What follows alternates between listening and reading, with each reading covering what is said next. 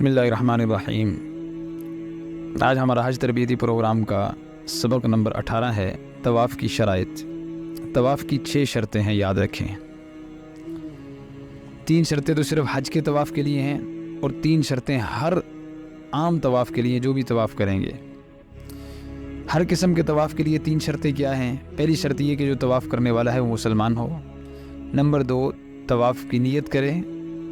اور نمبر 3، یعنی کہ ایک آدمی طواف کی نیت نہیں کرے گا اور ویسے ہی چکر لگائے گا تو اس کا طواف نہیں ہوگا۔ اور نمبر 3، مسجد حرام کے اندر طواف ہو۔ یہ 3 شرطیں ہر طواف کے لیے۔ حج کے طواف کے لیے 3 شرطیں کیا ہیں؟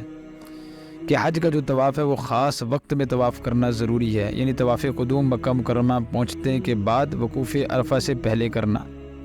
پھر طواف زیارت، جس کا میں نے بتایا 10 ذی الحجہ سے 12 ذی الحجہ کی غروب آفتاب تک کرنا۔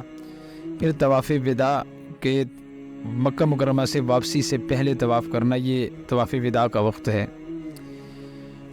اور دوسری حج کے طواف کی 3 شرطوں میں سے دوسری شرط، طواف سے پہلے احرام کا باندھنا، جیسے ہم سب احرام باندھ کے پھر ہم بیت اللہ میں داخل ہوتے ہیں۔